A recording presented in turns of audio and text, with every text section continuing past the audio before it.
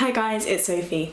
So today I'm going to be doing a really chilled, chatty kind of video with you guys that I've been looking forward to filming all month really. And I mentioned it in my last video very briefly, and it's basically just going to be me talking about what it's like for me to be reading less in sort of over the last month and my feelings around it. I've been doing a few videos about this, and I know it's sort of kind of a thing that's happening this year, that people are in general on BookTube thinking about reading a little bit less and thinking about the balance they're having in their life. So yeah, I'm really excited to be able to chat about it a little bit more. So just to start out by saying, I, over the last few years and probably throughout most of my life, would have considered myself to be a pretty sort of avid reader, like in terms of volume. Like I was reading a lot of stuff. I read 200 books in 2016, so pretty much like a book every other day. And there are some positives to reading that much. Like, I think the things I found most positive about reading that much of a volume of things was that I was lucky enough to be exposed to so many different new ideas, so many different ways of looking at things than I would have been able to if I'd read from say 20 books in a year.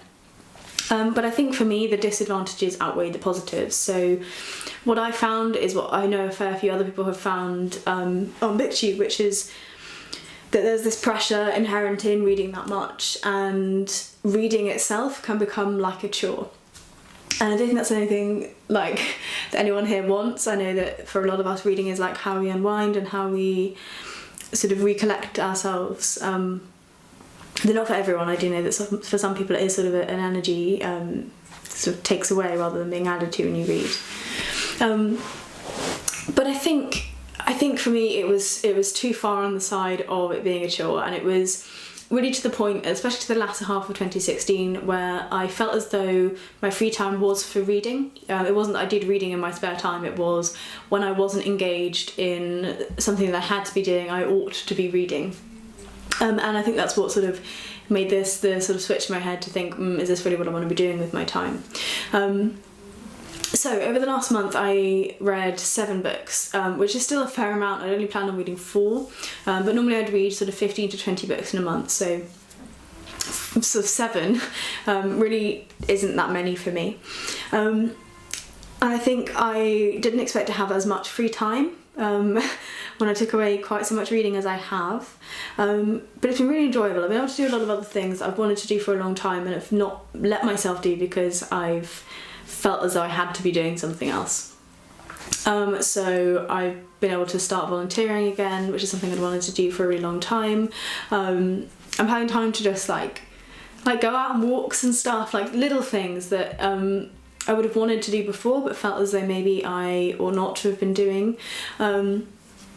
And like spending time like cooking properly and things like that, like the day-to-day life things that I hadn't really realised were being pushed to one side. I think they definitely were. I think I found a lot more freedom in what I'm doing as well, because I think I became quite elitist with my time, because I want to make sure I spend as much of my life as I possibly can making myself a better person and having the biggest positive impact I can on the world as a whole.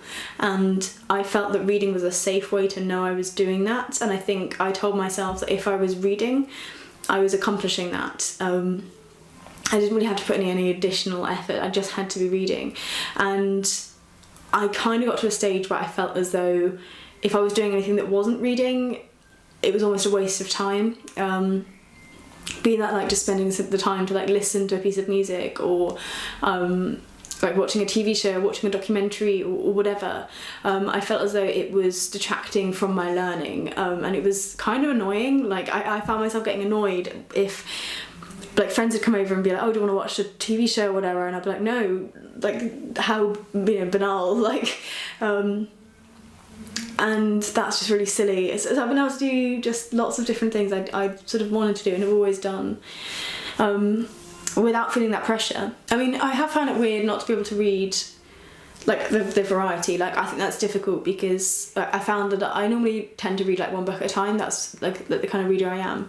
But I found in the last month I've been picking up like 5 or 6 different things because I kind of crave that change and that difference, and I find myself skipping around an awful lot more when I've been reading less. I don't know how that will sort of go longer term, but that's something I don't really like about it so far, is that I find I get a little bit bored if I'm reading the same thing for sort of like a week at a time, and I'm used to only reading it for like a couple of days.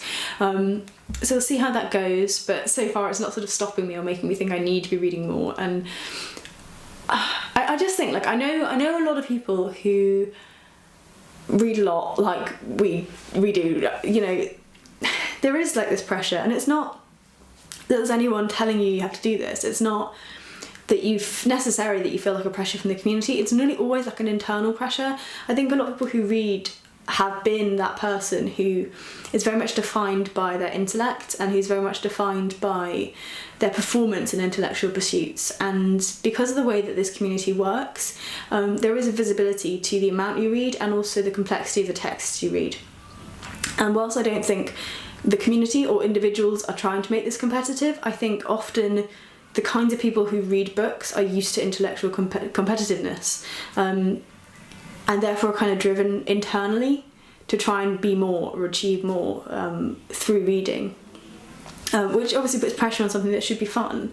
And reading ordinarily, I think, as well, the sort of impact on it is something that's very solitary. It's not something that you would share with people. People normally might see you reading a book but won't know how many books you've read, or, you know, which authors you've read the most from that year. And booktube and social media around books is very different in that it brings your reading, which has been sort of historically something quite personal, out into a very public sphere. And I think that in itself causes some pressure for people who've not been used to having reading be something that can be seen by other people necessarily.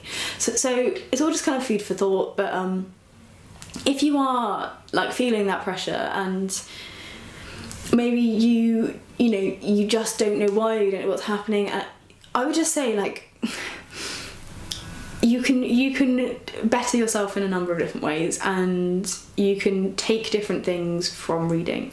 Like, it's been a long time since I've sat down and read a text like critically. Like, I kind of read Notes of a Native Son critically, but sort of sat down in that kind of environment, and some people find that really valuable, and sort of breaking things down and thinking about how they all fit together, and that's going to take longer. I think all I'm trying to say, really, because I know I'm kind of rambling a little bit, is make sure that you're happy with how you're reading, and know that if you find you're unhappy, there's nothing wrong with changing it.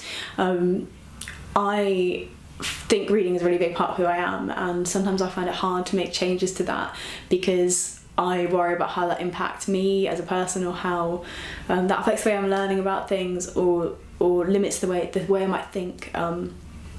But I think you just have to do what makes you happy sometimes, and reading should always be a positive thing. And if you're finding that for whatever reason it isn't, there's no pressure on you to keep doing that thing. There's no reason for you to do that other than just what you're putting on yourself. So just remember that. I really hope that you guys have found this interesting. I know it's been really rambly, but that's kind of what I wanted it to be, just like freeform thoughts rather than anything scripted or anything. So hopefully you've enjoyed it, and do let me know in the comments down below what you think about this. Have you found sort of similar pressures in your reading life, or in your sort of hobby life more generally?